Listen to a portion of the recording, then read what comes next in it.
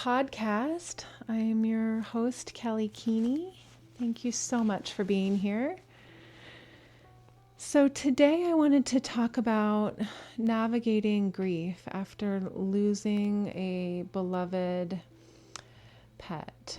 It is something that I'm seeing a lot right now in my practice. It tends to kind of happen in waves, and I've had a lot of dear patients pass away in the last month, and so I feel really called to offer this podcast out just as a way of extending my heart out to those who are suffering this type of loss.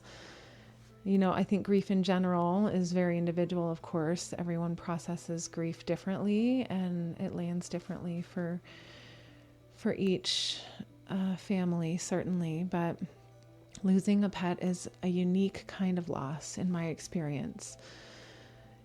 You know, our culture tends to have a very disconnected and in some cases dysfunctional narrative around death.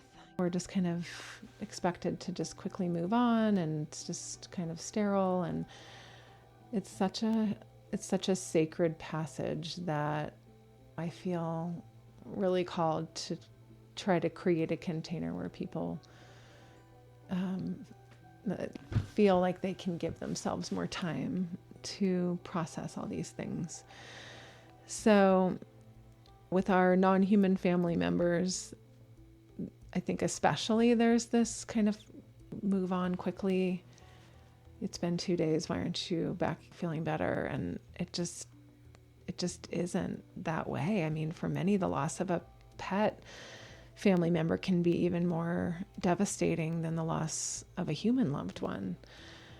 And we also have if we have other pets, then we're navigating with them their grief process, which is so very real. And we're doing that without words. And it just depends on the circumstance, how much closure they got. And anyway, it's a lot. It's a lot for everyone to hold in a family. And, you know, there's a lot of ways that we can honor the sacred transition of this passing of a loved one like this.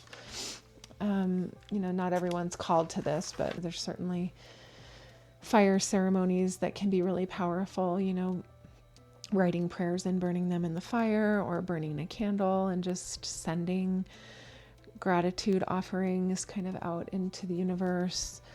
Planting a tree or wildflowers can be just really lovely as a tribute. I really think it's soothing to do something in honor of, because I feel like it's a nice way to share our love and gratitude, and also kind of have a bit of a circle within that grief where we can have some more closure. So I've found that to be really soothing for a lot of the families I've worked with. But there's also a lot of grief support groups out there. There's a lot online about this. There's, I think, Lap of Love has a great website where they talk about the whole process, to include kind of how do you assess quality of life, and how do you make the decision, and how do you talk to your kids about it, and how do you navigate, you know, the realities around the transition process, and what does it look like? And yeah, there's a lot to it. So that's a wonderful resource. And then because I'm in Colorado, I do know CSU has Argus Institute, which is has grief support also. So there's definitely, I'm sure, at local veterinary hospitals, like veterinary universities, I'm sure that there's resources all over the world for this.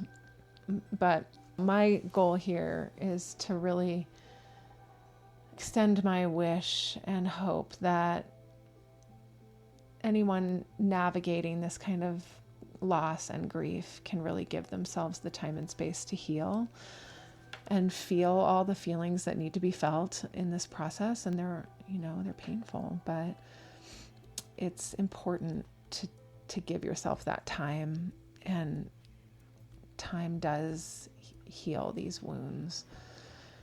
But holding yourself in gentleness and love, and just, taking that space, it helps me to believe that our connection with these animal familiars we share our lives with, they don't end with the death of the physical body. So I just wanted to reach out in this way because I've had so many families navigating this, and offer what I could in a heartfelt offering here around just encouraging you to hold yourself in gentleness and love, give yourself time and space, and know that you're not meant to just get over it immediately. It's not realistic, and it's not the goal. So anyway, thank you again for being here with me on these podcasts. I'm always going to try to keep them short, and we'll keep some more veterinary topics on the horizon. And again, if anyone wants to voice a preference on topics to cover, I'd be super happy to hear that too. Okay, sending my love.